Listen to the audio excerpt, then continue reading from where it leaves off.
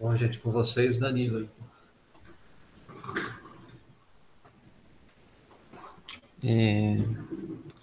Bom, pessoal, boa tarde.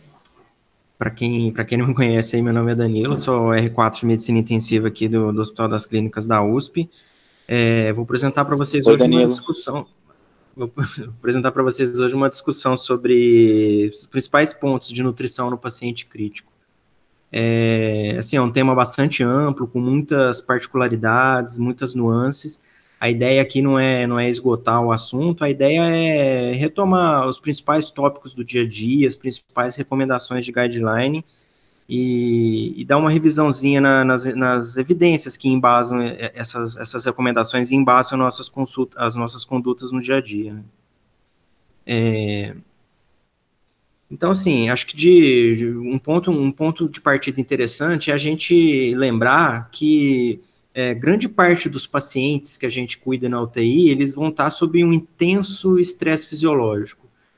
Seja pacientes infectados, pacientes com lesão de isquemia, reperfusão, pacientes com dano tecidual direto, como um grande queimado, um politraumatizado, né? Então, esses pacientes têm um estresse fisiológico importante, que vai ter repercussões aí no sentido de aumentar a produção e liberação de citocinas inflamatórias e de hormônios contrarregulatórios, catecolaminas, glucagon, cortisol, e isso vai deixar o paciente mais catabólico. O paciente vai ter uma tendência a ficar mais hiperglicêmico por conta de resistência à insulina e de aumento da gliconeogênese e um catabolismo proteico importante, né? Então, esses pacientes vão ficar hiperglicêmicos e vão ter uma perda de massa muscular importante também. E não só o catabolismo proteico e essa resistência anabólica mediadas aí por citocinas, mas outras coisas que a gente faz no dia a dia também vão contribuir para essa perda de massa muscular dos pacientes. Imobilismo, pacientes ventilados, eventualmente pacientes com sedação profunda, bloqueio neuromuscular, igual muitas vezes a gente tem que lançar a mão, principalmente nesses últimos dias e semanas, né?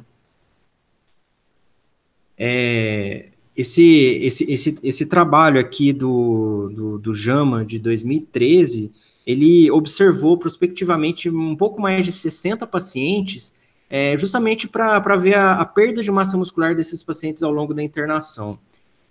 E o que a gente vê aqui nesse gráfico é que a perda de massa muscular mensurada pela área de secção transversal do reto femoral, se não me engano, ela foi tanto mais grave, tanto mais intensa, quanto mais grave era o paciente. Ou seja, o paciente com disfunções de múltiplos órgãos, ele tem uma perda de massa muscular maior do que o paciente com uma simples disfunção orgânica.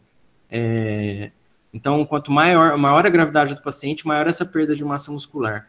E essa perda de massa muscular, ela é bem precoce, assim. Aqui, no caso, essas lâminas mostram uma biópsia muscular normal no D1, e no D7 você já vê bastante necrose muscular com infiltração desse tecido. E a gente sabe que essa perda de massa muscular é uma das coisas que vai contribuir para a paresia, para a perda de funcionalidade do paciente na UTI e que vai implicar em desfechos clínicos que importam para o paciente, vai implicar em piora desses desfechos, como o tempo de internação, tempo de ventilação mecânica e até aumento de mortalidade. Então, assim, nesse contexto, assim, um paciente crítico, um paciente catabólico, um paciente com toda essa disfunção metabólica, né, os especialistas em terapia nutricional, eles gostam de defender a terapia deles como se fosse um suporte orgânico a mais para o paciente crítico. Assim como você pode ventilar, você pode dialisar, dar vasopressor, como um suporte orgânico para um órgão, para sistemas que não estão funcionando bem, o paciente com disfunção do trato gastrointestinal ou com disfunção metabólica, você daria o suporte nutricional para ajudar o paciente a superar esse momento mais difícil, né?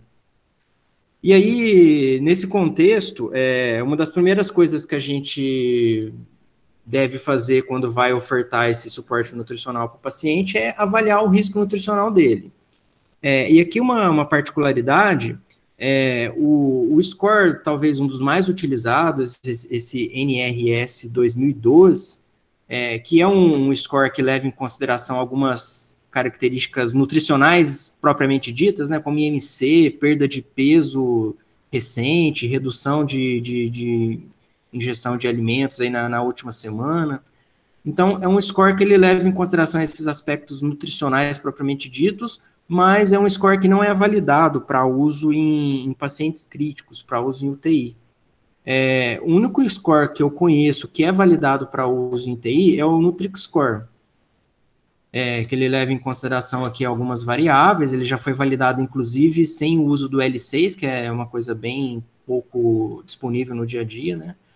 Mas, se vocês prestarem atenção aqui no NutriScore, ele não leva em consideração nenhuma variável propriamente nutricional. Ele leva em consideração muitas coisas preditoras de mortalidade, né? Idade, número de comorbidades, scores de gravidade. Então, o NutriScore, ele acaba sendo isso, ele acaba sendo um marcador de gravidade, um preditor de mortalidade. E isso ele faz muito bem. Tem uma correlação muito boa entre o paciente com NutriScore alto tendo uma maior mortalidade predita e observada. Mas, de qualquer forma, é o único score que é validado especificamente para pacientes de UTI. O ponto de corte usado normalmente é 5, então o paciente com NutriScore maior que 5 é considerado um paciente com alto risco nutricional, e menor que 5 é um paciente com risco nutricional menor. Às vezes a gente vai ouvir falar nesse score, então é bom conhecer. Mas assim, até por conta dessas particularidades, dessa dificuldade de avaliar o risco nutricional do paciente crítico, o que os guidelines recomendam, o que eu vou trazer mais na aula é o último guideline, o mais recente, que é o guideline europeu de 2019, né? Eles recomendam que todo paciente de UTI que fique na UTI mais de 48 horas deve ser considerado como um paciente de alto risco para desnutrição, alto risco nutricional. Então, a gente, na medida do possível, deve ofertar suporte nutricional para esses pacientes. E aí, qual que é a melhor via de administração? A gente sempre vai preferir as vias que utilizam o trato gastrointestinal. De preferência a via oral, a mais natural, a mais fisiológica. Em não sendo possível a via oral, a gente vai lançar a mão da via por sonda nasointeral. Lembrando que não tem estudos comparando dieta por via oral versus dieta por via nasointeral, e nem faz sentido um estudo desse. Se o paciente está comendo por boca, a gente vai dar comida por boca para ele. E usar o trato gastrointestinal, ele é importante não só para a função nutricional do trato gastrointestinal, que é basicamente receber o nutriente, digerir e absorver o nutriente. O trato gastrointestinal ele tem outras funções, como função endócrina, função imunológica, muita IgA ali na mucosa do trato gastrointestinal, diversos hormônios que são secretados e que são importantes para o metabolismo do paciente. Então, você utilizar o trato gastrointestinal, você consegue manter essas outras funções. Além de manter também um certo trofismo ali na mucosa do trato gastrointestinal, reduzindo a chance de translocação bacteriana e toda a inflamação que isso pode causar no paciente. Então, em podendo, a gente usa sempre o trato gastrointestinal, é a primeira opção. Priorizando sempre a dieta por via oral, e aí se o paciente não é um paciente que está rebaixado, é um paciente com disfagia, com alto risco de engasgo, de broncoaspiração, ou mesmo um paciente que tem uma ingesta calórica baixa, e um paciente com mais desnutrido, com risco nutricional maior, nesses casos você poderia lançar a mão aí da nutrição por sonda nasointeral. Mas e aí, dá para usar a sonda gástrica, a sonda pós-pilórica é menor? O que será que a gente tem em relação a isso? A gente tem até um RCT bonzinho, assim, publicado no CCM em 2012, um RCT da ANZIX, multicêntrico, randomizou 181 pacientes ventilados e com um resíduo gástrico alto até, 500 ml em 12 horas, né? E eles foram randomizados para receber dieta ou por sonda nasogástrica ou por sonda pós-pilórica. E o que esse estudo mostrou para a gente? Não teve diferença em termos da quantidade de nutriente ofertado, foi parecido, foi em torno de 70% da meta calórica que esses pacientes receberam de dieta, tanto na sonda gástrica quanto pós-pilórica, e também não teve diferença em complicações, em PAV, em intolerância gástrica, vômito, aspiração. Então, por conta disso, a gente acaba usando a sonda assim, a sonda de posicionamento gástrico, que é mais fácil de passar, é mais tranquilo, e acaba deixando aquela sonda pós-pilórica para situações bem particulares, quando o paciente está com, enfim, com muita dificuldade de progressão de dieta. Acaba sendo uma exceção o uso da sonda pós-pilórica. E isso é baseado em evidência, baseado em uma evidência de boa qualidade até. Lembrando só que a gente também não vai abusar da sorte e ficar dando dieta para um paciente em decúbito zero, para um paciente em Trendelenburg. Então, lembrar sempre de, quando o paciente está recebendo dieta, deixar o decúbito um pouquinho mais elevado, pelo menos aí 30, 45 graus. Beleza, então a gente vai dar dieta oral, se não for possível, dieta por sonda nasointeral, posicionamento pode ser gástrico, e a infusão da dieta contínua ou intermitente. Os guidelines, de uma forma geral, e aqui estou citando principalmente o guideline europeu do ano passado, né, eles recomendam o uso da dieta interal em infusão contínua, baseado numa redução da diarreia desses pacientes, quando comparados com infusão intermitente em bolos. Mas se a gente reparar, essa é a meta-análise que eles colocam no guideline para justificar essa recomendação. Mas se você reparar os estudos que fazem parte aqui da meta-análise, são estudos muito pequenos, com um N pequeno de paciente. O maiorzinho aqui tem 160 pacientes e com um número muito pequeno de eventos. Então, você teoricamente tem essa vantagem de reduzir a incidência de diarreia em pacientes que recebem dieta interal em infusão contínua, quando comparado com infusão intermitente, mas é um achado meio frustro, uma evidência meio frustra. A gente recebeu no nosso grupo de e-mail aí de artigos no final de semana, e aí o Matheus pediu para me colocar esse artigo na apresentação, eu estou pondo, né? Um trabalho que vai ser publicado agora no TS recentemente. Esse trabalho já foi aprovado, ele está ali na fase de edição melhor do texto propriamente dito, né? Que eles compararam a dieta em infusão contínua versus intermitente. A ideia aqui é de que a dieta em infusão contínua, ela poderia aumentar a perda de massa muscular, por um mecanismo de inibição de síntese muscular para mim mesmo, né? Então, a hipótese deles era de que a dieta em infusão intermitente, realizada em bolos, ela poderia reduzir a perda de massa muscular nesses pacientes ao longo da internação. Então, eles foram acho que 121 pacientes em ventilação mecânica, com disfunções orgânicas, pacientes graves, que foram randomizados para receber dieta intermitente ou contínua. E o desfecho primário foi perda de massa muscular, que a gente vê nesse gráfico que não foi diferente. Então, o estudo foi neutro por desfecho primário. E nesse trabalho, os pacientes com dieta intermitente, eles tiveram menos diarreia do que os pacientes com dieta contínua, o que vai contra a informação que a gente tem do guideline do ano passado. Além disso, os pacientes com infusão de dieta intermitente, eles acabaram recebendo mais dieta, mais proteína do que os pacientes com infusão contínua. Eles conseguiram chegar mais próximo da meta calórica, da meta proteica, do que os pacientes que receberam a dieta em infusão contínua. Então, assim,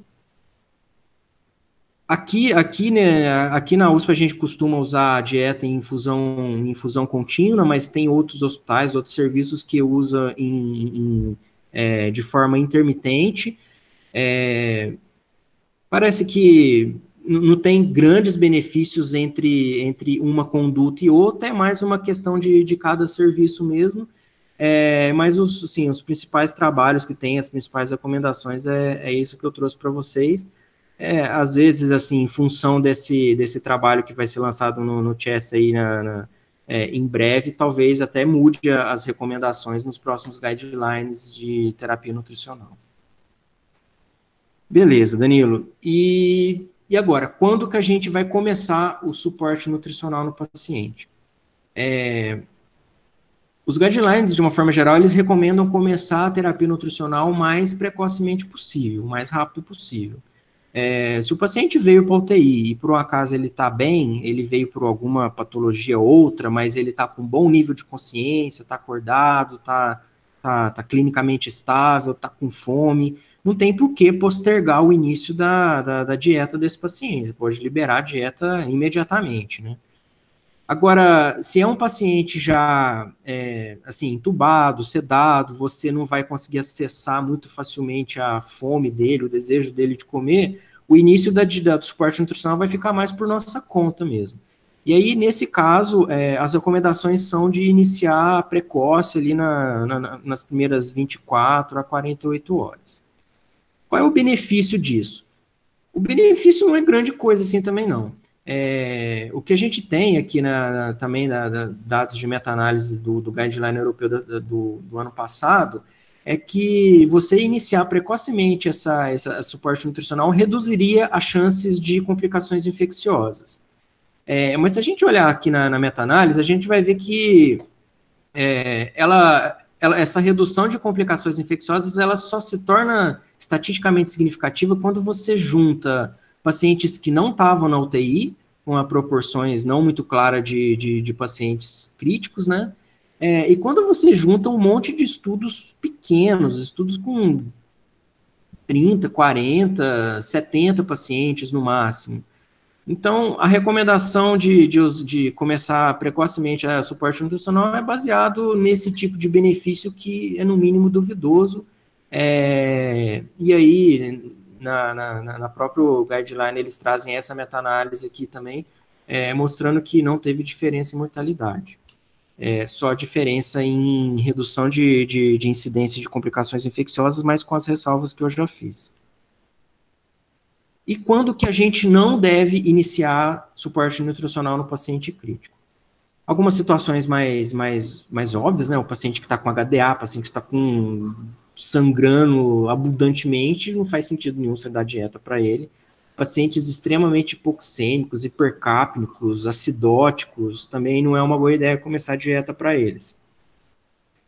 Mas assim, o que a gente mais vê no dia a dia, a contraindicação mais comum no dia a dia da gente não dar dieta é a instabilidade hemodinâmica ou o uso de droga vasoativa. Tem várias explicações para isso, né? Lembra que o intestino, ele é, de certa forma, parecido com o tecido periférico. Então, se o paciente está mal perfundido na periferia, ele vai estar mal perfundido também na mucosa do trato gastrointestinal.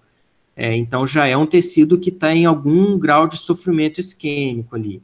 Se você dá dieta e você aumenta a demanda metabólica daquele tecido, e o organismo não vai conseguir suprir esse aumento da demanda metabólica, esse sofrimento isquêmico pode se exacerbar e pode piorar a disfunção do trato gastrointestinal, eventualmente evoluir até com isquemia mesentérica, né? Além disso, muito dos vasopressores que a gente prescreve no dia a dia, eles reduzem a circulação esplâncnica. A ideia é fazer vasoconstrição periférica, vasoconstrição em órgãos não nobres mesmo, para redirecionar o fluxo para órgãos nobres. Então, esse é um efeito colateral de muitas vasopressores que a gente usa e que pode levar a eventos adversos sérios no paciente que está recebendo terapia nutricional e está com dose alta de droga vasoativa, né? Mas existe uma dose um número mágico a partir do qual é contraindicado usar, prescrever suporte nutricional para os pacientes? O que eu trouxe aqui para vocês são exemplos de RCTs, né? Então, aqui 2 exemplos. O Eden Trial, que foi publicado no JAMA em 2012. A gente vai conversar um pouco mais detidamente desses RCTs mais para frente, né? Mas, de uma forma geral, muitos RCTs que avaliaram o suporte nutricional para paciente crítico, eles colocam no critério de exclusão pacientes com um choque grave. E aí eles colocam um valor de corte lá acima do qual eles excluíam o paciente. Então, no caso do Eden Trial, eles excluíram pacientes com mais de 30 micrograma minuto de nora, que para um paciente de 70 quilos dá mais ou menos 0,4 micrograma quilo minuto. O PERMIT, publicado no New England de 2015, excluiu pacientes com mais de 0,4 micrograma quilo minuto de nora. Mas talvez, assim, a evidência mais importante que a gente tem sobre esse tópico é o que vem do Nutrireia 2, publicado no Lancet 2018. É um estudo multicêntrico francês, randomizou mais de 2.400 pacientes adultos, ventilados, em uso de droga vasoativa, e eles foram randomizados para receber nutrição interal versus parenteral, e o objetivo era atingir uma meta norma calórica bem precoce, dentro das primeiras 24 horas após intubação. Aqui, alguns dados pinçados da tabela 1, só para ilustrar como que esses pacientes eram graves. Um SAPS, na época era o SAPS 2, mas em torno de 60, um SOFA de 11, pacientes com lactato elevado, mais ou menos aí 2/3 dos pacientes com sepse, e recebendo nora em doses altas, né, 0,5 micrograma quilo minuto no grupo parenteral e 0,56 no grupo enteral. O estudo ele foi neutro para o desfecho primário, que foi mortalidade em 28 dias, mas o grupo que recebeu dieta interal, ele teve mais complicações gastrointestinais, diarreia, vômito, intolerância gástrica, inclusive isquemia mesentérica, que foi um evento raro, não é uma coisa que acontece muito frequentemente, mas é um evento muito grave, com uma morbimortalidade atribuível muito alta. Então, acho que não vale a pena pagar para ver. Então, assim, baseado no que eu estudei, baseado no que eu entendo, o que eu recomendo, assim?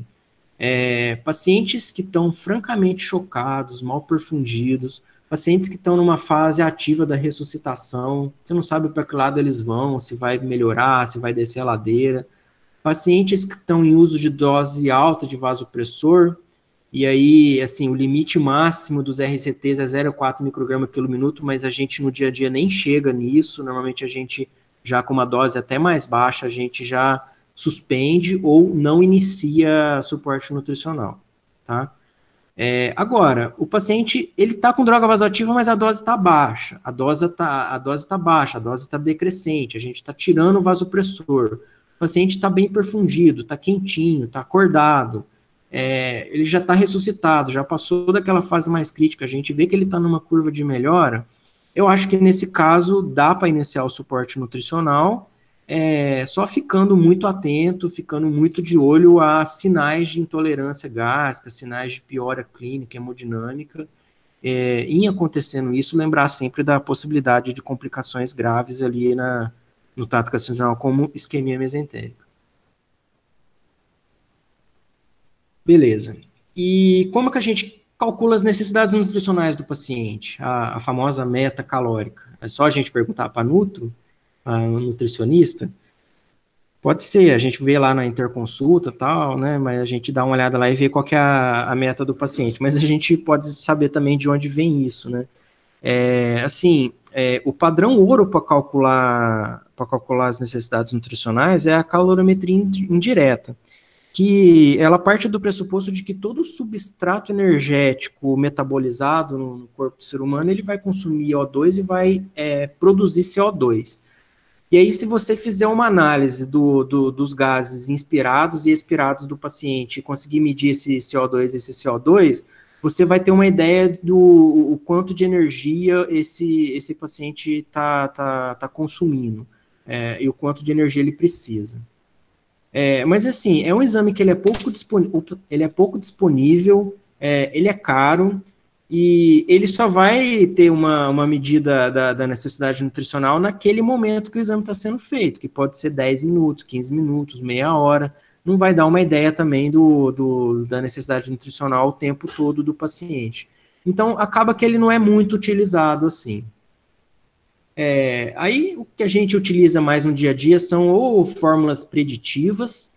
Existem várias fórmulas preditivas, existem fórmulas preditivas assim específicas para paciente politraumatizado, grande queimado. Esse exemplo que eu trouxe é um que serve para pacientes gerais de UTI, parece que é a que tem melhor correlação com a calorimetria indireta. E o que é muito usado no dia a dia também são as famosas fórmulas de bolso aí, que você joga lá 20, 25 quilocalorias por quilo de peso atual por dia de necessidade calórica e de 1,5 a 1,5 grama quilo dia de necessidades proteicas. É o que é mais utilizado, parece não ter muita vantagem em termos de desfecho para o paciente usar calorimetria indireta, ou fórmula preditiva, ou fórmula de bolso. A gente acaba usando aquelas que são mais práticas, mas lembrando sempre de ter bom senso nos valores que você vai encontrar ali. Beleza. Agora sim, esse termo meta calórica é um termo traiçoeiro, né? Porque meta é um negócio que você quer atingir, né? E é um negócio que se você não atinge, passa uma sensação de derrota, né? Puta, não consegui atingir a meta do paciente, como que eu sou um médico bosta? E, assim, será que é tão importante atingir essa tal de meta calórica? Será que isso faz tanta diferença para o paciente? Lembra que, conforme a gente falou lá no início da aula, o paciente crítico, agudo, é um paciente que tende a ter uma produção endógena de caloria muito alta, é um paciente que tende a hiperglicemia. Tanto é que quando o paciente tem um descontrole ali da glicemia, começa a tender a muita hiperglicemia, é um marcador de que o paciente não está indo bem, né? Então, produção endógena de calorias bombando aí nesses pacientes. Além disso, esses pacientes graves, principalmente na fase mais aguda, nos primeiros dias de internação, eles recebem muitas calorias não nutricionais. Propofol, que é uma emulsão lipídica que vai ter bastante caloria, citrato, que a gente pode usar como anticoagulante aí nas terapias de substituição renal, soluções glicosadas para diluir as medicações que a gente vai infundir. Então, assim, junta que é um paciente que a gente não tem uma medida muito acurada da real necessidade nutricional dele. Um paciente que está tendo uma produção endógena de caloria alta e que recebe muitas calorias não nutricionais, então é um paciente que ali na fase mais aguda você tem um risco de hiperalimentar ele, você tem um risco de overfeeding. Então, a gente não deve ficar tão preocupado com atingir meta calórica precocemente. E essa hiperalimentação, ela não é uma coisa inócua, não é igual assim a avó da gente dizia, né, que comida quanto mais melhor, gordinho é sinal de saúde e tal. A gente sabe por trabalhos que tanto o underfeeding quanto o overfeeding, eles estão associados a pior desfecho. Aumento de tempo de internação, tempo de ventilação, aumento de mortalidade. Aqui nessa subanálise do EPANIC, que a gente vai conversar mais para frente, mesmo num contexto de RCT, né, os pacientes que receberam mais calorias nos primeiros dias de internação, principalmente até o D5, eles tiveram uma chance menor de conseguir sair vivos da UTI. Então, overfeeding é um negócio que realmente a gente deve evitar. E isso é uma coisa tão importante que mesmo os guidelines, que de uma forma geral acreditam bastante no poder da terapia nutricional, que acreditam bastante nessa coisa da meta calórica, de atingir a meta, eles falam para a gente ter cuidado, para a gente evitar o overfeed nos primeiros dias de internação, e para a gente prescrever e progredir essa dieta bem lentamente ali pelo menos na primeira semana de internação do paciente. Isso mais uma vez, reforçando a importância da gente não hiperalimentar, né? Aqui agora atendendo um pedido da Renata. A ASPEN, que é a Associação Americana de Terapia Nutricional, ela publicou agora no início do mês de abril uma recomendação para suporte nutricional em pacientes com COVID. E lá também eles reforçam que a dieta, o suporte nutricional para esses pacientes deve ser iniciados em dose baixa e deve ser progredidos lentamente ali na primeira semana, sem muita ambição em atingir essa meta calórica nos primeiros dias de doença crítica. Beleza, Danilo, então você está me falando que dá muita caloria, muita dieta para o paciente não é bom, mas e dá pouca caloria? E o underfeeding faz mal? Faz bem? O que você tem a dizer a respeito disso? Bom, a gente tem bons RCTs para ajudar a gente a responder essa pergunta. O primeiro que eu trouxe para vocês é o PERMIT, publicado no New England em 2015. Ele randomizou quase 900 pacientes adultos que estavam recebendo dieta integral ali nas primeiras 48 horas pós-admissão. E eles foram randomizados para receber em torno de 40% a 60% da meta calórica, que é o grupo Permissive Underfeeding, versus receber de 70% a 100% da meta calórica, que foi o grupo cuidado padrão.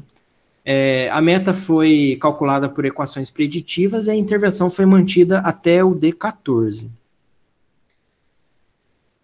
Essa tabela 2 eu trouxe só para mostrar que os grupos foram bem separados. O grupo Permissive Underfeeding recebeu em torno de 1.000 calorias por dia, o grupo cuidado padrão um pouco mais de 1.800 calorias por dia. Em termos de porcentagem, o grupo Permissive Underfeeding recebeu 46% da meta calórica e o grupo cuidado padrão 70%. Prestem atenção nos RCTs que eu vou apresentar daqui para frente. Quase nenhum deles consegue atingir a meta calórica. Quase nenhum. Então, aqui, ó, mesmo num contexto de RCT, atingir meta calórica é um negócio difícil. Aqui foi 71%. Os pacientes que receberam mais dieta receberam um pouco mais de volume, o balanço acumulado deles foi um pouco mais positivo, e a duração da intervenção foi em torno de 9 dias. O estudo, ele foi neutro, assim, o desfecho primário era a mortalidade de 90 dias, e foi bem parecida nos dois grupos, em torno de 27%, 28%. Outros desfechos também, como tempo de ventilação mecânica, tempo de estadia na UTI também foi parecido. Aqui, só para ilustrar, que o grupo que recebeu dieta padrão, ele teve uma incidência de necessidade de terapia de substituição renal mais alta que o grupo que recebeu menos caloria aí nos primeiros 9 dias de internação. Um resultado meio marginal, mas ainda assim estatisticamente significativo. Então parece que ofertar, ser um pouco mais permissivo ali na hora de dar a dieta, ofertar ali umas 1.000 calorias por dia, tá ok, não faz mal para o paciente, talvez faça até bem, né? Mas e se a gente for ainda mais restrito, se a gente prescrever só uma dieta trófica, será que dá certo? A gente vê aí no dia a dia dos nossos UTIs que é muito comum a gente prescrever dieta trófica e deixar ela rolando lá uns dias sem preocupar muito com isso, né? E aí essa conduta é muito baseado aqui no Eden Trial, que talvez o Matheus deva ter falado na aula dele de SARA, mas eu trouxe novamente. Publicado no JAMA 2012, randomizou 1.000 pacientes com SARA, menos de 48 horas de diagnóstico de SARA e com ventilação mecânica menos de 72 horas. E eles foram randomizados para receber dieta trófica, 20 calorias hora, por 6 dias, versus uma dieta na meta. E aí a meta deles ali que eles calcularam foi fórmula de bolso, meio altinha, né? 25 a 30 quilocalorias quilo dia. Esse gráfico é só para mostrar que os grupos foram bem separados. Você vê que no grupo dieta trófica eles receberam ali em torno de 400 calorias até o D5, aí no D6 um pouco mais, a partir do D7 os grupos receberam uma quantidade parecida de calorias. Enquanto que o grupo controle recebeu pouco mais de 1.200 calorias desde o D1 de intervenção. E mais uma vez foi um estudo neutro. O desfecho primário foi dias livres de ventilação mecânica, que foi bem parecido nos dois grupos, mostrando que não tem problema a gente manter só uma dieta trófica, aqui no caso o período de intervenção, 5 a 6 dias. No entanto, assim como no PERMIT, no EDEN Trial, os pacientes que receberam mais dieta também receberam mais volume. E a gente sabe que volume é uma coisa que está bastante associada a pioras de desfechos em pacientes críticos, né? Além disso, esses dois estudos, o PERMIT e o EDEN, eles não foram cegados. Então, assim, para tentar amenizar um pouco essas características, o grupo lá da ANZIX publicou no New England em 2018 o Target, que randomizou quase 4.000 pacientes adultos em ventilação mecânica e que receberam dieta enteral, que estavam recebendo dieta enteral há menos de 12 horas.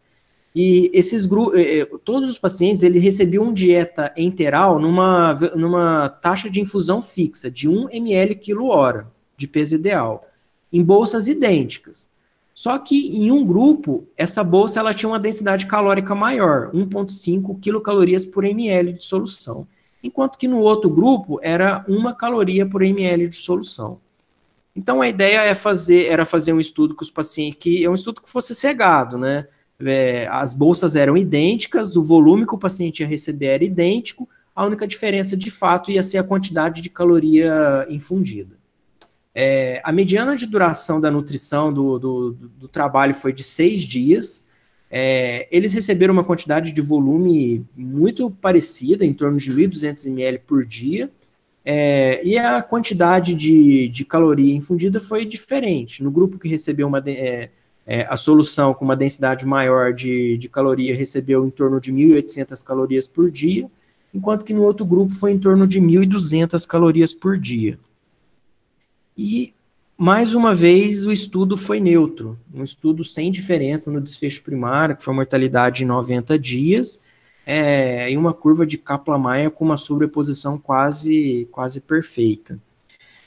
Então, assim, gente, resumindo esse tópico, eu acho que a gente não tem razão nenhuma para perseguir cegamente essa tal de meta calórica na primeira semana de internação do paciente crítico.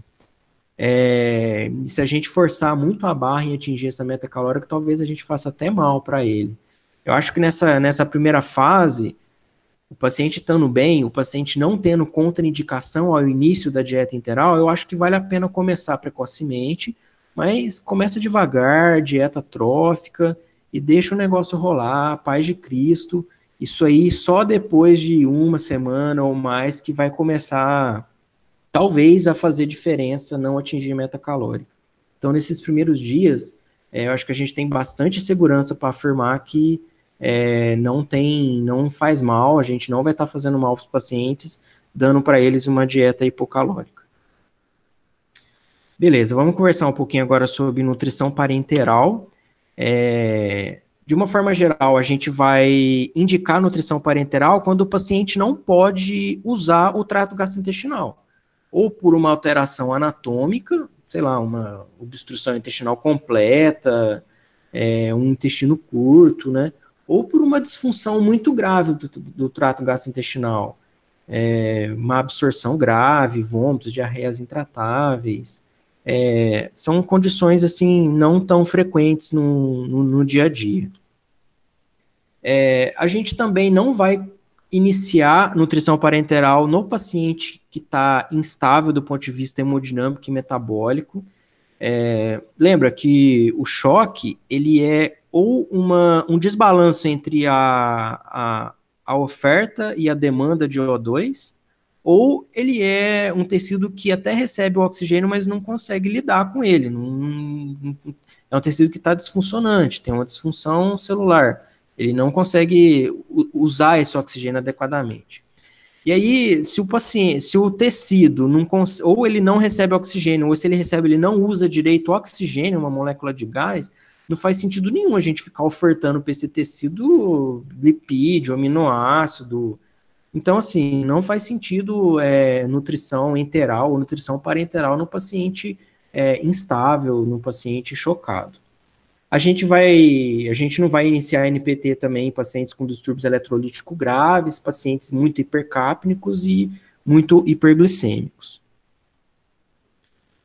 Beleza, mas existe um tempo a partir do qual, se o paciente não recebe dieta, o suporte nutricional integral, a partir de um determinado número de dias, eu devo começar o suporte nutricional parenteral? Isso é bem definido na literatura. Tem alguns estudos que avaliaram um início bem precoce da NPT. Eu trouxe aqui para vocês o Calories Trial, publicado em New England de 2014, randomizou quase 2.400 pacientes, logo no início da internação, 36 horas após a admissão, e eles foram randomizados para receber nutrição parenteral versus nutrição enteral. E o objetivo era um período de intervenção em 5 dias, e o objetivo era atingir uma meta calórica definida por fórmula de bolso nos primeiros 2 a 3 dias de internação. Aqui, mais uma vez, mostrando que esses pacientes eles não conseguiram atingir a meta calórica. Aqui, esse risco vermelho é o que está marcado em mais ou menos 25 quilocalorias quilo dia. E na mediana, nem os pacientes que receberam NPT, nem os pacientes que receberam nutrição enteral conseguiram atingir a meta calórica, mostrando mais uma vez como que é difícil atingir essa tal de meta calórica. E aqui mostrou para a gente também, ilustra para a gente também, que NPT não necessariamente significa que o paciente vai receber um aporte calórico maior. Aqui foi igual, os pacientes com nutrição enteral ou parenteral receberam um aporte calórico bastante parecidos. E o desfecho primário do estudo foi negativo. Mortalidade em 30 dias foi semelhante nos dois grupos. A única diferença que teve é que o grupo que recebeu nutrição enteral teve um pouco mais de complicações de trato gastrointestinal. Vômito, teve um pouco mais de episódios de hipoglicemia, mas nada que chamasse tanta atenção. Vale destacar também que o número de complicações infecciosas foi parecido, assim, inclusive infecções de corrente sanguínea. Então, pelo menos nesse trabalho, usar NPT não aumentou a incidência de infecção nos pacientes. Outro trabalho que avaliou o início bem precoce da nutrição parenteral foi o Nutrireia, que a gente já comentou lá na frente, né? 2.400 pacientes graves, randomizados para receber nutrição enteral ou versus parenteral, com a meta de atingir o alvo calórico aí logo nas primeiras 24 horas de internação. Já vimos que eram pacientes bem graves e já vimos também que o estudo foi neutro para o desfecho primário, que o grupo que recebeu dieta enteral teve mais complicações de trato gastrointestinal. E, mais uma vez, aqui no Nutrireia 2, não teve diferença em termos de complicações infecciosas, nem de infecções relacionadas ao catéter. Corroborando aí, mais uma vez, que NPT não necessariamente aumenta o risco do paciente ter infecção. Mas, assim, quando a gente junta esses trabalhos todos em uma meta-análise, ela começa até a ser positiva, assim, né? Aqui, esse gráfico de meta-análise que vem no Guideline Europeu de 2019, ele juntou os dois trabalhos, juntou o Nutrireia, juntou o Calories, e quando você junta tudo, parece ter uma tendência a aumento de complicações infecciosas quando você inicia precocemente a nutrição parenteral. Tanto é que essa não é uma rotina, iniciar muito precoce nutrição parenteral, né? E nutrição parenteral suplementar, aquele paciente que está recebendo nutrição enteral há vários dias, mas não consegue atingir a meta calórica. Será que é benéfico para eles introduzir nutrição parenteral, visando atingir a meta calórica? Para responder essa pergunta, a gente tem o ePANIC, publicado no New England em 2011, mais de 4.600 pacientes adultos com alto risco nutricional, que foram randomizados para receber nutrição parenteral suplementar precoce logo no primeiro dia versus tardia, após o 7º dia. A meta calórica foi definida aí por equações preditivas. Aqui esse gráfico só para mostrar que os grupos foram bem separados. Aqui nessa parte que diz a quantidade total de caloria recebida pelos pacientes, a gente vê que os pacientes que receberam nutrição parenteral suplementar precoce, logo ali no 3º, 4º dia de internação, eles estavam bem próximos da meta calórica. Enquanto que o grupo que recebeu nutrição parenteral suplementar mais tardia, só foi chegar próximo da meta calórica depois do 9º, 10º dia de internação. O estudo ele foi negativo Desculpa, ele não foi negativo, né? O desfecho primário era tempo de estadia na UTI. E o grupo que recebeu nutrição parenteral suplementar precoce ficou um dia a mais na UTI, na média, do que o grupo que recebeu nutrição parenteral suplementar, com um P meio limítrofe mais significativo. Além disso, nesse trabalho de 2011, o grupo que recebeu nutrição parenteral precoce também teve mais complicação infecciosa, ficou mais tempo em ventilação mecânica. Então, pelo menos nesse trabalho aqui, receber nutrição parenteral suplementar precoce não teve benefício, como teve até piora de alguns desfechos. Mas o ePANIC é um estudo com muitas falhas metodológicas. Lembra, a mediana do tempo de permanência na UTI foi 3 dias num grupo e 4 dias no outro.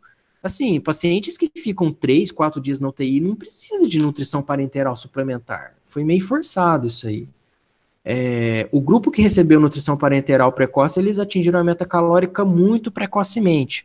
E a gente já viu que o overfeeding nesses pacientes pode ser prejudicial, né? E cerca de 60% dos pacientes eram pacientes de pós-operatório de cirurgia cardíaca. Então, o ePANIC ele mostra que nutrição parenteral suplementar precoce não foi bom, pelo contrário, piorou alguns desfechos, mas tenho em mente que ele tem essas nuances metodológicas aí. Para fazer o contraponto, eu trouxe um outro RCT aqui, o SPN Trial, que foi feito em 2 centros suíços, publicado no Lancet em 2013, incluiu pouco mais de 300 pacientes a partir do 3º dia de internação e que estavam recebendo menos de 60% da meta calórica por via enteral. E aí eles foram randomizados para receber nutrição parenteral suplementar por 5 dias ou por continuar só com a nutrição enteral mesmo. E aqui, nesse caso, a meta calórica foi definida por calorimetria indireta. Então, esse aqui é o desenho do estudo. Os pacientes eram admitidos na UTI e começavam a receber nutrição enteral. Chegou aqui no 3º dia de internação, se eles estavam recebendo menos de 60% da meta calórica, eles eram randomizados para receber nutrição parenteral suplementar, e aí já atingir 100% da meta calórica imediatamente, ou por 5 dias, né? Ou eram randomizados para começar com a dieta enteral, simplesmente. O desfecho primário do estudo foi infecção hospitalar após a interrupção da intervenção, ou seja, após o oitavo dia, medido até o D28. E a gente vê que as complicações infecciosas elas foram menores no grupo nutrição parenteral suplementar. A curva de Kaplan-Meier é bem abertinha, apesar de ter um P bem limítrofe, né? Aqui em termos de porcentagem, complicações infecciosas foi 27% a incidência no grupo nutrição parenteral suplementar, versus 38% no grupo que continuou só com nutrição enteral mesmo. Mas assim, o intervalo de confiança chega próximo da unidade e um P, que não falei, limítrofe, né, de 0,03. É um estudo frágil, um índice de fragilidade de 1, e um estudo financiado pela empresa que produz NPT. Aí, como diria o professor, tirem suas conclusões, eu não vou falar nada. Então, assim, recomendação de guideline. Um paciente que tá ali, que é bem nutrido, que está estável, acho que não faz sentido começar NPT, pelo menos o que os guidelines falam, né? Não faz sentido começar NPT antes de 7 dias. Pelo menos foi o limite que os estudos mostram para a gente. Agora, pacientes que têm um risco nutricional mais alto, pacientes que são bem desnutridos, você poderia iniciar mais precocemente. O que eu penso é assim, baseado no que eu estudei, né? Com exceção do EPANIC, que tem aquelas nuances metodológicas que eu frisei, os outros estudos eles mostraram que, num contexto de RCT, não fez mal para os pacientes da nutrição parenteral, mas também não fez bem. É uma intervenção cara, é uma intervenção mais invasiva, e que você vai fazer isso para pacientes selecionados, né? Então, assim, se você tem um paciente, sei lá, eu fico imaginando assim, um paciente jovem, politraumatizado, sei lá, levou um tiro, um trauma perfurante por arma de fogo no abdômen, acabou tendo que, sei lá, fazer uma cirurgia, vai precisar de inúmeras reabordagens, a chance de você alimentar esse paciente por via interal nas próximas 2, 3 semanas é pequena. Então, para esse tipo de paciente que vai ter uma contraindicação a dieta interal, que vai ser prolongada, não me parece que a gente vá necessariamente fazer mal para ele, se a gente cuidar direitinho do cateto, não infectar ele, né? Não me parece necessariamente que a gente vai fazer mal para ele introduzindo dieta parenteral mais precocemente. Mas, assim, tirando esse perfil de paciente, nos demais, eu acho que não faz sentido aí nas primeiras 7, 10 dias. A gente vai lá na dieta interal mesmo, mais hipocalórica e sem muito estresse nessa fase mais aguda da doença. Em relação à meta proteica, agora um pouco mais rapidamente, em relação à meta proteica, a gente não tem tantos trabalhos igual a gente tem em relação à meta calórica propriamente dito.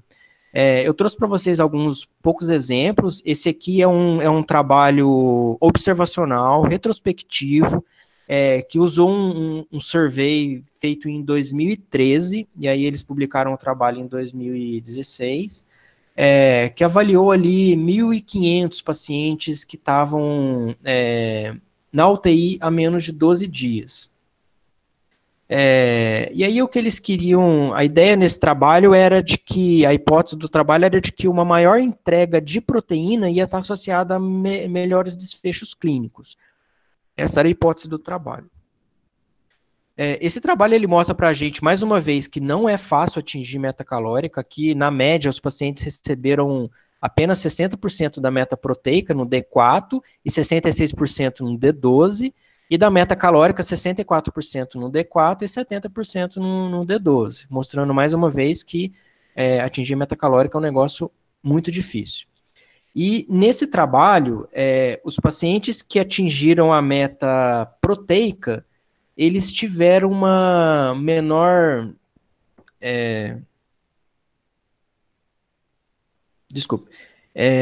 eles tiveram uma menor mortalidade do que os pacientes que não atingiram a meta proteica. Mas esse resultado de menor mortalidade, ele não acontecia quando o paciente atingia a meta calórica. Basicamente assim, o que esse trabalho observacional retrospectivo mostrou é de que atingir a meta calórica talvez não é tão importante, mas atingir a meta proteica sim. Mas esse resultado não é um resultado que se reproduz em diferentes estudos, assim.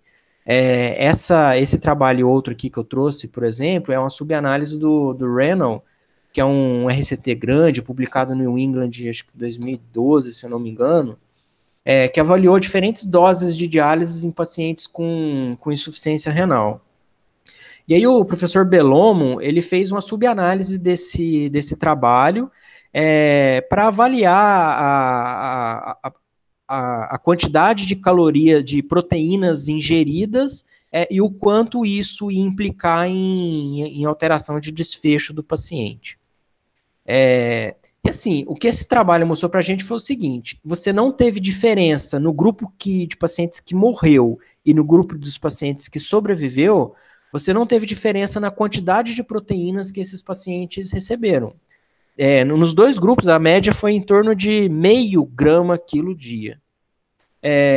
Inclusive aqui, né, nessa curva, a gente vê que durante o 7º até o 12º dia de internação, os pacientes que sobreviveram, eles receberam até menos proteína do que os pacientes que morreram. Mas na mediana, isso foi igual. Além disso, na análise multivariada dessa análise, desse estudo pós-hoc, você encontrou várias características que eram fatores de risco independentes para a mortalidade. Mas a mediana de proteínas recebidas e a mediana de caloria recebida não foi um desses fatores de risco. Ou seja, nesse trabalho, receber mais ou menos proteína, ou mesmo caloria, não foi um fator de risco independente para a mortalidade. Contrariando o trabalho anterior, né? Só mostrando como que, em termos de meta proteica, a coisa é um pouco mais nebulosa. Em termos de RCT, o que eu encontrei foi esse trabalho aqui, publicado em 2016. Ele randomizou 119 pacientes que estavam recebendo nutrição parenteral, por alguma indicação. E aí eles foram randomizados para receber um grupo 0,8 grama por quilo por dia de proteína e o outro grupo 1,2 grama por quilo de proteína. Esse gráfico, só para mostrar que os grupos foram bem diferenciados em termos de aporte proteico que foi recebido. E de desfecho, o desfecho primário aqui era a força de preensão manual na alta da UTI, que foi semelhante nos dois grupos. Os únicos desfechos que foram parecidos foram desfechos com pouco implicância, com pouca repercussão clínica, assim, tipo balanço nitrogenado, foi um pouco melhor naqueles que receberam mais proteína, a espessura do músculo foi um pouco maior no D7, mas assim, os desfechos que foram positivos foram desfechos sem muita repercussão para o paciente. Então, assim, os guidelines, eles trazem esse corte aí de meta proteica, né, varia um pouco, mas 1,2, 1,5 grama quilo dia de proteína, mas acho que é importante a gente ter esse senso crítico de que as evidências que embasam essa recomendação, elas são bem fraquinhas. Beleza, gente, a gente já está terminando aqui a apresentação, ela ficou um pouquinho longa. Aqui eu só queria chamar atenção para algumas coisas, né? Os principais trabalhos que eu trouxe, o período de intervenção deles vai ali em torno de 6, no máximo 9 dias. A gente não tem muito trabalho que avalia suporte nutricional a partir desses primeiros 7 a 10 dias de internação, né? Então, eu não sei bem como que fica o paciente crítico crônico. Aquele paciente que está na UTI faz 3, 4 semanas, não sai do lugar. Aquele paciente que é cronicamente inflamado, cronicamente catabólico, vários hits infecciosos, né? É um paciente muito particular, assim. E grande parte dos trabalhos que eu trouxe aqui não se aplicam àquele tipo de paciente. Esses trabalhos aqui são pacientes agudos, com pouco tempo de internação e pouco tempo de intervenção. Quando você vai procurar na literatura alguma coisa sobre suporte nutricional em paciente crítico crônico, você encontra poucos estudos. Os estudos que tem, as recomendações são baseadas assim em recomendação em opinião de especialistas, são baseadas em recomendações de guidelines, em estudos observacionais, enfim, são sempre evidências muito, muito ruins, de tal forma que eu não consigo dizer com muita propriedade o que fazer em termos de terapia nutricional no paciente crítico crônico. Eu acho que a gente tem bastante segurança para afirmar que na fase aguda e eu estou dizendo fase aguda, primeira semana, 10 dias de internação, eu acho que tem bastante evidência para mostrar que menos é mais. De fato, a gente não precisa se preocupar em atingir meta calórica, em atingir meta proteica, não precisa sair correndo para começar a dieta em paciente que não está estável, né? Mas depois que passou aí 7, 10 dias de internação, a gente já não pode afirmar isso com tanta segurança. Provavelmente, em algum momento da internação do paciente crítico crônico, o menos deixa de ser suficiente, e aí a gente vai precisar se importar mais em ofertar nutrição em quantidades adequadas para o paciente. Mas qual é esse momento? Infelizmente, eu não tenho essa resposta, talvez o professor tenha. Ele riu aqui. Então é isso, gente. Assim, desculpa pela demora, né? Só concluindo, lembra que doença crítica é igual catabolismo, então esse paciente ele vai perder massa muscular, ele vai aproveitar pouco o nutriente que a gente está dando para ele, então paz no coração nesse momento. Se for alimentar o paciente, a prioridade sempre vai ser usar o trato gastrointestinal, tá?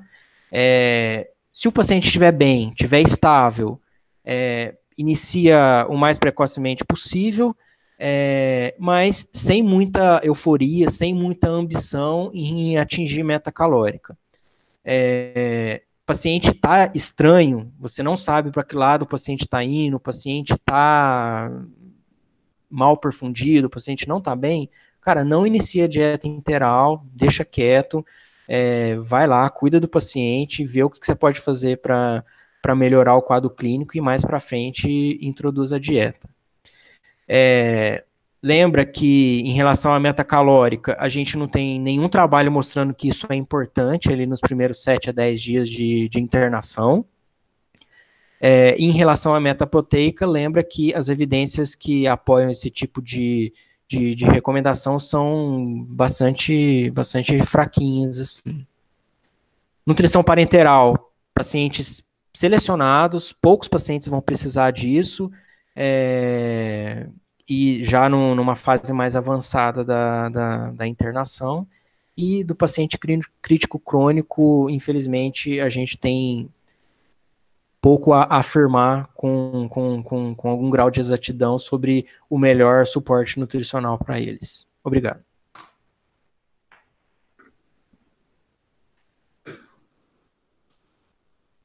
Muito bom, viu, Danilo? Muito bom, parabéns. Bom, gente, façam suas perguntas aí para o Danilo.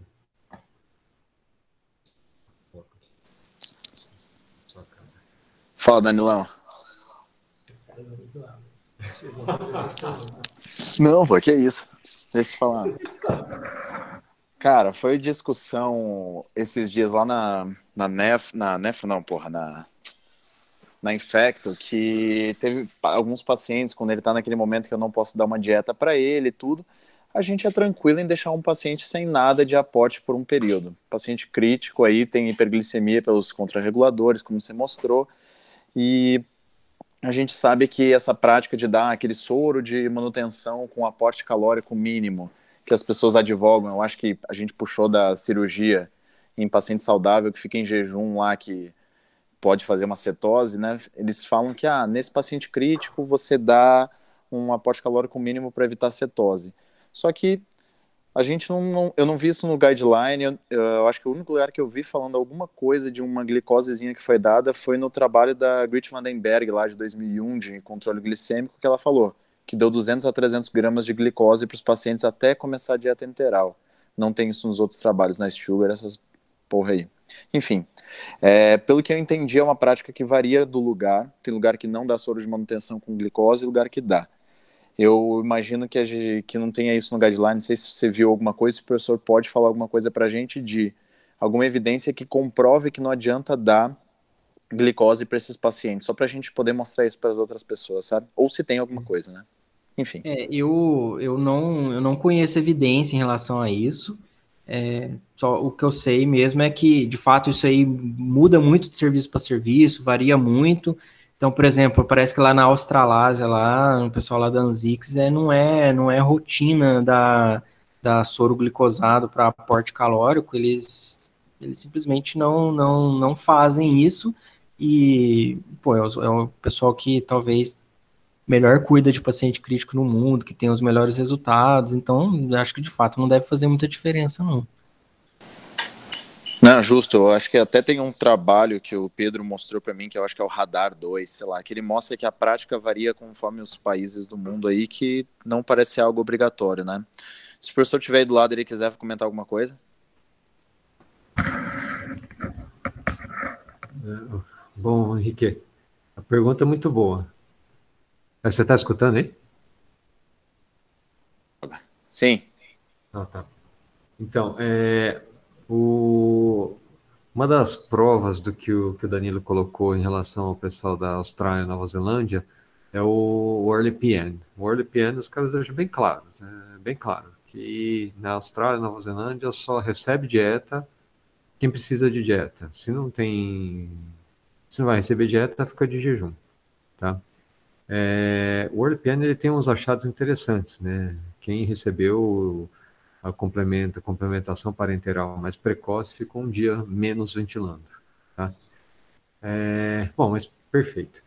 Aí você vai pegar, poxa, aquela história de introdução de dieta precoce ou não. Você vai pegar a meta-análise que tem do Critical Care, que eu esqueci o ano que é, mas enfim, acho que em torno de 2015, tá? Eu não me recordo a data exata.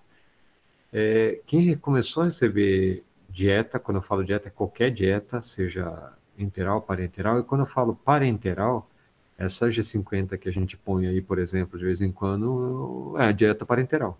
Tá? Isso foi associado a menor mortalidade, vírgula. Em que cenários? Principalmente no estudo, um cara que chama HEP, são dois, na verdade, que em doentes com trauma de crânio, e com N bem pequeno, unicêntrico. Então, assim, é um achado marginal, talvez para uma doença só. Então, por um lado, o que eu estou querendo te dizer, não precisa. Essa história vai fazer cetogênese e tal, isso a gente não sabe direito. Né? A gente não entende qual que é o papel real da ausência de alimentação na cetogênese num doente que está sob estresse. Tá? Quer dizer, um cara que tem um fornecimento energético, vamos dizer assim, mais exacerbado em relação a quem não está sob estresse. Agora, por outro lado, vamos pensar em hipoglicemia. Quem são os doentes que fazem mais hipoglicemia? São os doentes mais graves. Isso é uma casuística aqui do Hospital das Clínicas, das antigas UTIs clínicas, aí eu tenho 11º agora. Então, os doentes mais graves fazem mais hipoglicemia. Se você pegar um doente muito grave e deixar esse cara com aporte calórico pensando em não fazer hipoglicemia, eu acho que é um troço razoável, uma ideia razoável. Só desculpa, estou falando de fator desassociado, fator de risco, entre aspas. Quando você testa, por exemplo, gente que está tomando insulina, gravidade, tempo de internação, assim, tempo de internação, isso foi mais na fase aguda mesmo, né? Mas contabilizando o tempo de internação também, que a maior parte estava na fase aguda, digo. E a gravidade foi o principal fator de risco. Assim, quando a gente introduz essa dieta precoce para o doente, acho que talvez o medo maior seja a hipoglicemia. Essa glicose que ficaria rodando nas primeiras 24 horas. Mas não dá, eu acho que de jeito nenhum dá para falar que é errado, tá? Então, resumindo, faça o que você achar que é bom para o seu doente ali. Se o doente é mais grave, pesa aquele cara que chega ali chocado, insuficiência renal, insuficiência hepática, comatoso, insuficiência respiratória, plaquetopênico. Pesa-se nesse doente, pensa-se nesse doente, não vale a pena deixar alguma coisa para sentir o que vai acontecer. Para não deixar ele fazer hipoglicemia para sair correndo atrás depois. Tá? É assim, a resposta meio longa, mas é o que eu penso. Hein?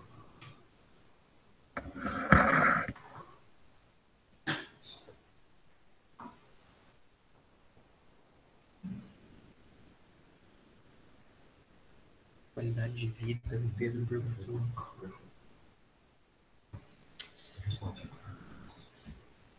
O Pedro Fortes, ele perguntou aqui no chat, né, sobre o desfecho muito importante que é a qualidade de vida, assim, né, o impacto da terapia nutricional em desfecho de qualidade de vida dos sobreviventes. Eu confesso que eu vou ficar devendo, assim, eu li mais os principais RCTs e aí o tempo de segmento deles não é muito longo.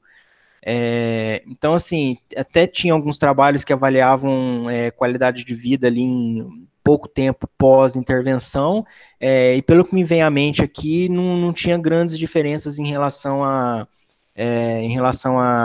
ser mais conservador na hora de introduzir, de progredir a dieta, em relação a ser mais liberal. Agora, não sei, talvez até tenha subanálise desses trabalhos que seguiu os pacientes há mais tempo, depois de 1 ano ou mais, mas daí eu acabei não indo atrás, eu não vou saber te responder, desculpa. Não sei se o professor quer... Nas análises de segmentos dos grandes trials, realmente não teve diferença, mas teve um estudo que foi desenhado para medir isso em 6 meses, que é o ITICU, do Lancet dos dinamarqueses, só que é unicêntrico do centro do professor Anders Perner. O Target também mediu isso, né, o Vitor escreveu aqui.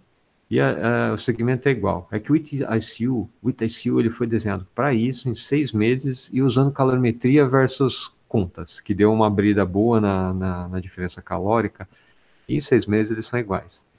E só lembra que tudo que a gente tem de subanálise, tanto do ITICU quanto também do Target não, mas dos primeiros Group RDS Network, é assim, a perda muscular, ela não é proporcional à manutenção de força. O que eu estou querendo dizer, os dentes têm força parecida, por mais que às vezes tenha perda muscular, diâmetro principalmente, a medida diária de quadríceps, por exemplo, do quinto distal do quadríceps, ele pode ser menor, mas a força é igual.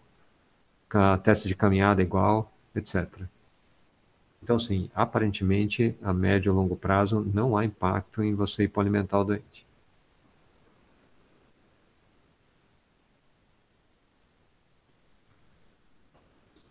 Do ITSU, eu estou abrindo aqui para ver junto com o Gustavo Danilo, a técnica usada aqui o questionário usado para medir qualidade de vida foi a CF36, tá?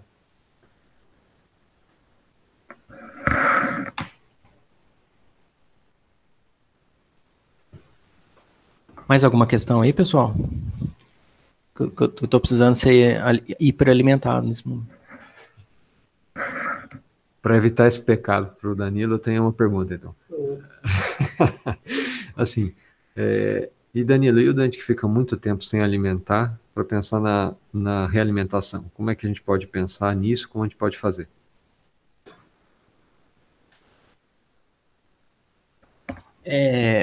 Eu até estudei um pouco, mas acabei não colocando na aula essa questão da realimentação.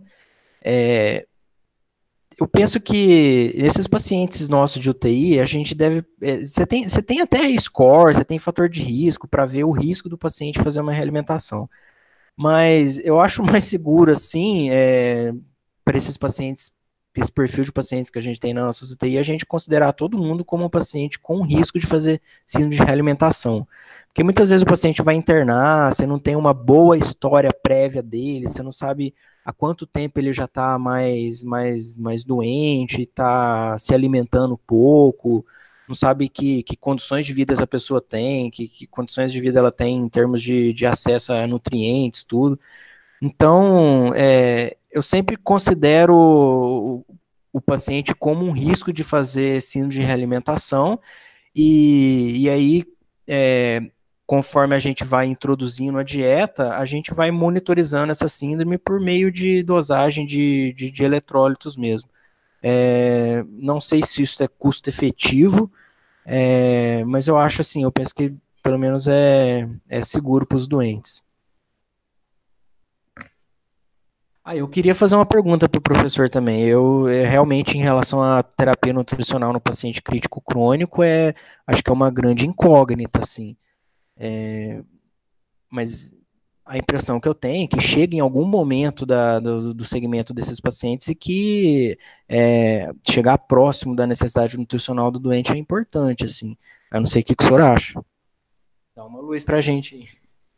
A luz que eu vou te dar é uma luz meio fraca, apagada, amarelada, assim, mas...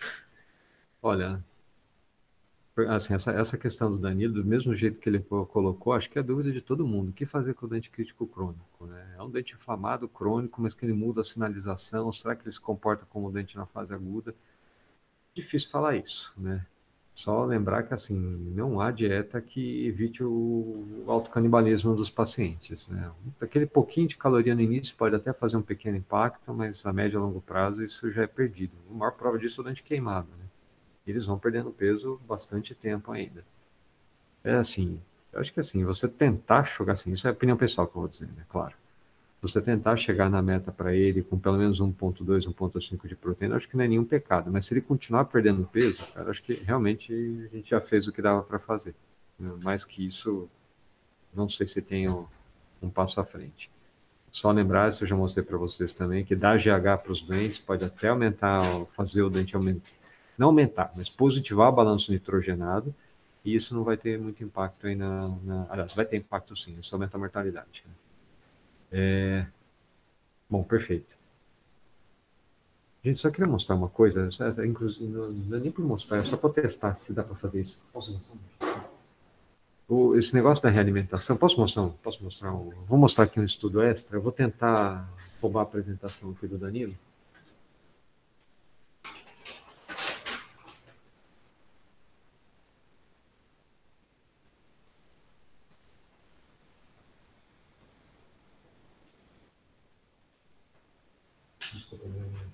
Não, sem problema, não usa agora não.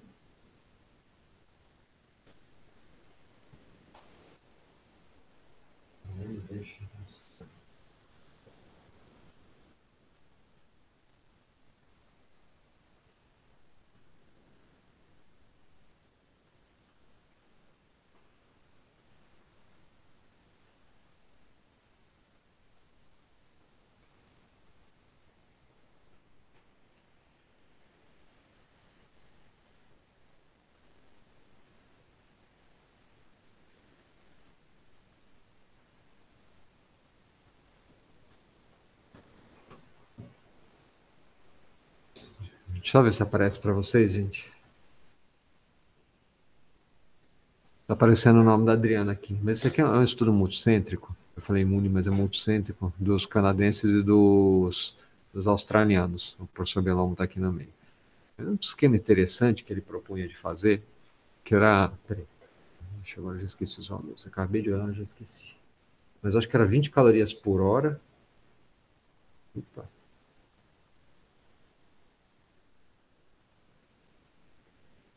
Métodos. Eles dosavam o fósforo, se tivesse baixo, eles randomizavam. E assim, ó, começava com 20 calorias por hora, opa, por pelo menos 2 dias.